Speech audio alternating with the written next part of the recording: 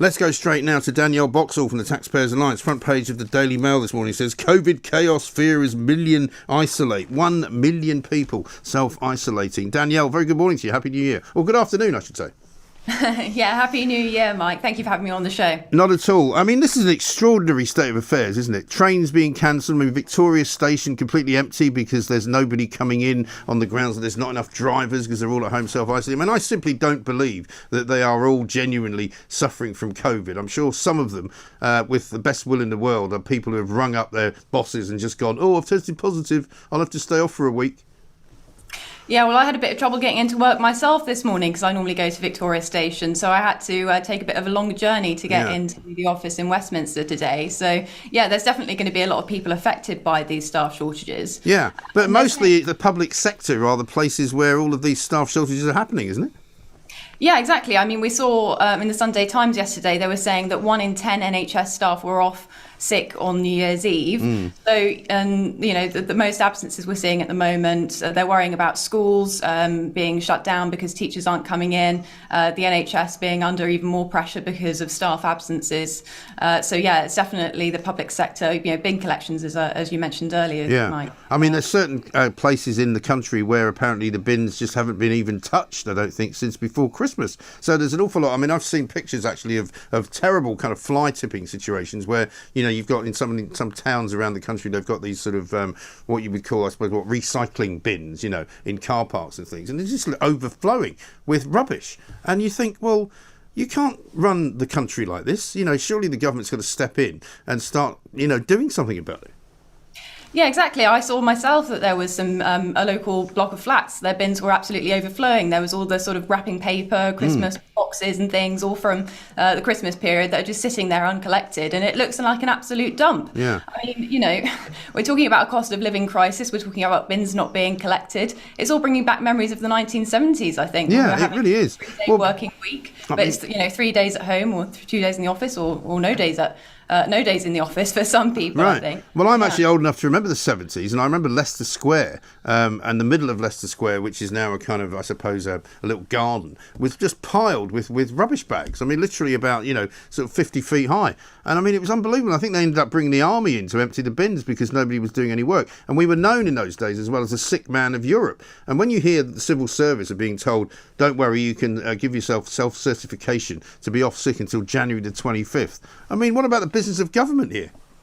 Well, exactly. And, taxpayers pay a lot of money for public services. So they do expect a certain level, a certain standard of service. And they do expect, certain things like bin collections, GP appointments. They expect all of those things to be part of that service. And we've already given the public sector a lot of money during the course of the pandemic. So, I think, we've seen over almost 2 years of restrictions and 2 years of this sort of sluggish behaviour with the public sector. I think people are getting a bit fed up and they're sort of tired of this excuse that, we can't do this because of COVID, or we can't answer the phone because of COVID. Right. It's sort of getting a bit tiring now, and people are sort of getting bored of this excuse. Well, people are, for want of a better phrase, which I'd rather use but can't, then people are just taking the mickey now, aren't they?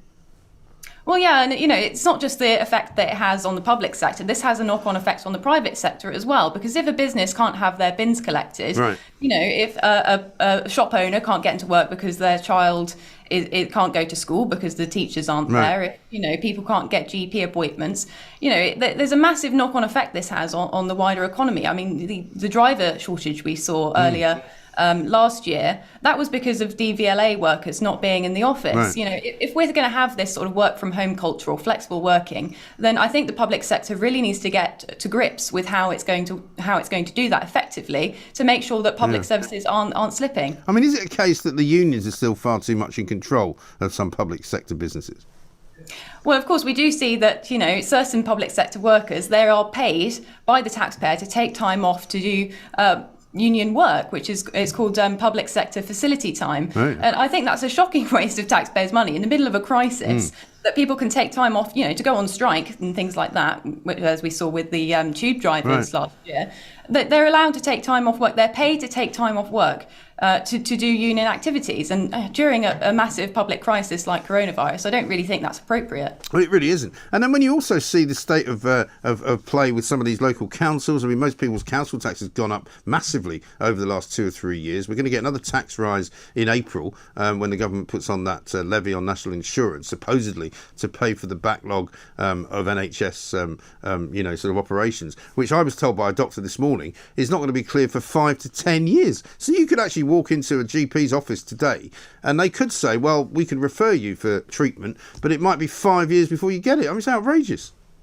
Well, exactly. And, the NHS was given a £5.9 billion boost in the budget. That was before the Omicron came along and we saw this new sort of set of delays and disruptions. So I expect the NHS is going to turn around and say, well, the waiting list have got even longer, so we're going to need more money to deal with it, so that we can tackle this staff shortages and these delays. So it's sort of a vicious cycle, I think. They just keep asking for more money and there doesn't seem to be any sort of improvements in how things are run. I really think they need to get to grips with making sure that people are getting value for money from the public sector. Well, that's it. And we clearly are not, because, I mean, this is now, as I say, a much bigger problem than the actual coronavirus is itself, because so many people are getting coronavirus but not going into hospital. You'd have to say, well, it doesn't look like that's going to be a really big, overwhelming situation for the hospitals, but the hospital staff are all staying home. I was told by, I think, one of your colleagues at Taxpayers Alliance that a lot of councils are now almost exclusively working from home, and so some of them are even considering selling off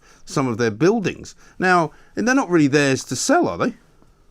Well, exactly. But I do think, taxpayers will be a bit peeved if they're paying for these buildings which aren't being used. So if we are going to see councils working from home permanently, maybe there are efficiencies there where we could save some money, which would be great. They can reduce council tax or they can use that money to improve public services.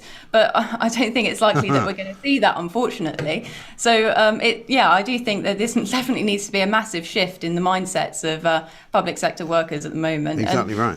I mean, I don't know whether you can answer this question, but I certainly can't remember a time when council tax actually went down. I don't think it's ever done that, has it?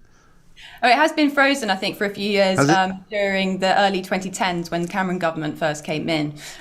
So I do think it went, I don't know if it went down, but I do think it was definitely frozen during the first half of his period in office.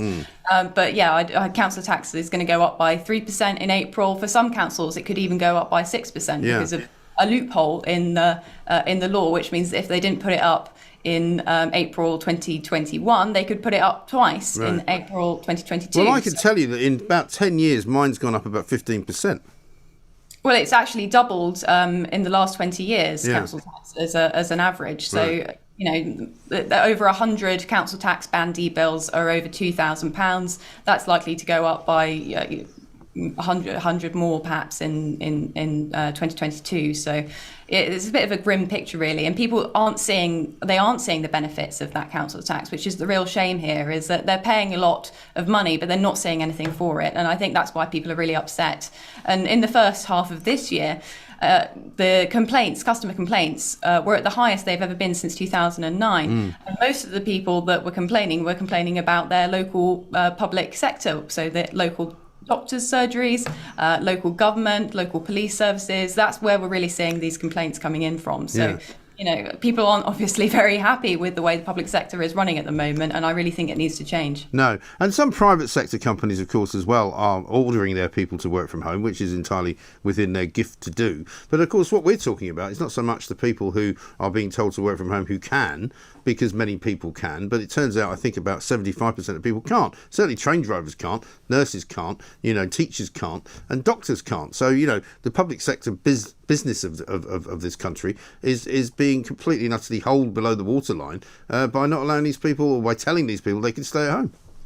Well, of course, and there's lots of private companies that have people that can't not go into work. As I mentioned, small businesses. If someone's got a shop, they've got to open it. They've got to be there. They can't work from home if they want to, because they'll be missing out on potential customers and potential revenue. So, I do think it's good, perhaps, that the private sector has become a bit more flexible, and maybe we'll see an emerging market there for types of flexible working, and that might improve the economy in the long run. But at the moment, I think the knock-on effects of this sort of staff shortages, this pingdemic that we're seeing, pandemic part 2, is definitely going to have a long-term effect on the economy as a whole, and the public and the private sector as well as the public sector. I think you're absolutely right. Danielle, thanks very much indeed. Danielle Boxall there from the Taxpayers Alliance.